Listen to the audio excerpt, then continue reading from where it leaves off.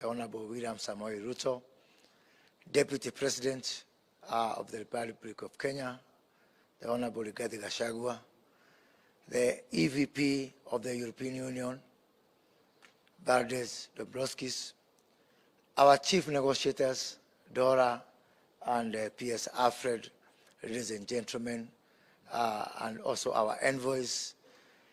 Today is a very proud moment for Kenya, and I believe it's a very proud moment for the European Union. When the new government took office in Kenya some 8 months ago, we found a conversation that was centered around what we considered to be symptoms rather than the virus or the disease.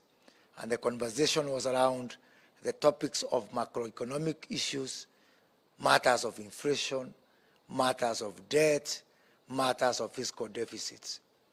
And it was our considered opinion that those were actually symptoms, not the virus. The actual virus was lack of production, or the cogs of the wheel of production of our country and our economy had ground to a halt. And so therefore, we identified 3 areas or 3 major issues that we wanted to focus on so that we can get the wheel of production moving again. One of them was reviving our manufacturing, which had declined from 9% of our GDP to 7%.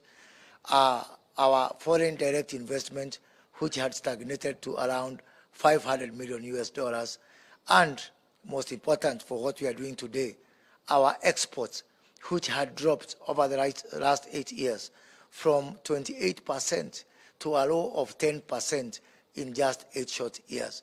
And so therefore, to revive the engine of our exports, we set aside upon a journey to do 3 things on the reviving exports. And we gave it an acronym of AFP. For the French who are here, that has got nothing to do with your press agency. It is an acronym for access, facilitation, and promotion. And so we said, we are going to go to our shelves and dust off all the agreements that were meant to create access for our products. And in this regard, the European Union, being a very important trading partner, was top on that list. In November, Dora from the European Union came calling together with members of European Parliament, and we said that by 31st of March, we must have entered into the most active phase of our negotiation. And we gave ourselves also a deadline of 30th of June 2023 to actually get the negotiation and the agreement settled. I am proud to say that starting here today, we have beat that deadline by 11 days, and that is remarkable. And this is significant because this agreement was, this process started 9 years ago in the year 2014. So to conclude it in just 7 months is remarkable. And I want to take this opportunity to thank the chief negotiators, Dora and Alfred, for the hard work, for the honesty. Trade negotiation is not an easy thing. Somebody said trade negotiation is a civil version of war. It is not that easy.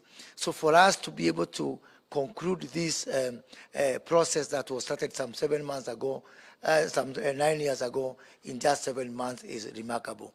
Going forward after this agreement, we are looking forward to a very quick ratification by the Kenyan Parliament and by the European Parliament. We are going to do what it takes for us to talk to our Parliament. I am a former member of Parliament, so I know that space very well. And as we agreed with the counterparts from the European Union, we are going to camp in Brussels. And I want to invite His Excellency the President to also go to Brussels, also being a former member of Parliament, to assist us in talking to the European Parliament, as indeed I want to welcome the EVP to also come and address our Parliament at some point, because we want a very, very rapid and very judicious conclusion of this particular process.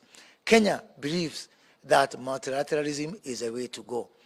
We are signing this agreement today, not because we are just Africans or we are Europeans, or because we have got the rights by birth to being born in Africa and Europe. We are not signing this because of the economic status of Kenya and the European Union. We are signing this because these are issues that we agree on. These are issues that there is absolutely no dispute, no variance between Kenya and the European Union. And I want to encourage, yet again, as I did during the business forum by the European Union, let us encourage countries to get into trade agreements or trade structures because it makes sense for their people.